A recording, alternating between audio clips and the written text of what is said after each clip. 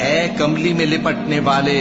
رات کو قیام کیا کرو مگر تھوڑی سی رات، یعنی نصف رات یا اس سے کچھ کم قیام کرو یا کچھ زیادہ، اور قرآن کو اچھی طرح ٹھہر ٹھہر کر پڑھا کرو۔ ہم ان قریب تم پر ایک بھاری فرمان نازل کریں گے، کچھ شک نہیں کہ رات کا اٹھنا نفس کو سخت پامال کرتا ہے، اور اس وقت ذکر بھی خوب درست ہوتا ہے۔ دن کے وقت تو تمہیں اور بہت سے شغل ہوتے ہیں، تو اپنے پروردگار کے نام کا ذکر کرو اور ہر طرف سے بے تعلق ہو کر اسی کی طرف متوجہ ہو جاؤ۔ وہی مشرق اور مغرب کا مالک ہے، اس کے سوا کوئی معبود نہیں، تو اسی کو اپنا کارساز بناؤ۔ اور جو دل آزار باتیں یہ لوگ کہتے ہیں ان کو سہتے رہو، اور خوبصورتی سے ان سے کنارہ کش رہو،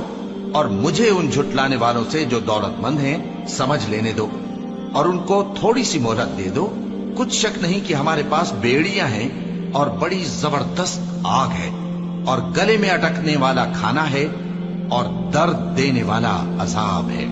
جس دن زمین اور پہاڑ کانپنے لگیں اور پہاڑ ایسے بھربھرے ہو جائیں گے جیسے ریت کے ٹیلے، اے اہل مکہ، جس طرح ہم نے فرعون کے پاس موسیٰ کو پیغمبر بنا کر بھیجا تھا، اسی طرح تمہارے پاس بھی محمد صلی اللہ علیہ وآلہ وسلم ایک رسول بھیجے ہیں جو تمہارے مقابلے میں گواہ ہوں گے۔ سو فرعون نے ہمارے پیغمبر کا کہا نہ مانا تو ہم نے اس کو بڑے دردناک انداز سے پکڑ لیا۔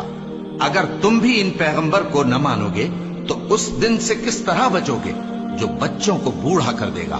جس سے آسمان پھٹ جائے گا۔ یہ اس کا وعدہ پورا ہو کر رہے گا۔ یہ قرآن تو نصیحت ہے، سو جو چاہے اپنے پروردگار تک پہنچنے کا راستہ اختیار کر لے۔ تمہارا پروردگار خوب جانتا ہے کہ تم اور تمہارے ساتھ کے لوگ کبھی 2/3 رات کے قریب اور کبھی آدھی رات اور کبھی تہائی رات قیام کیا کرتے ہو، اور اللہ رات اور دن کا اندازہ رکھتا ہے۔ اس نے معلوم کیا کہ تم اس کو نبھا نہ سکو گے، تو اس نے تم پر مہربانی کی،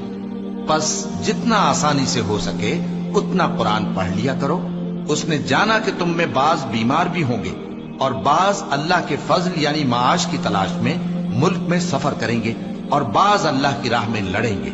تو جتنا آسانی سے ہو سکے اتنا قرآن پڑھ لیا کرو،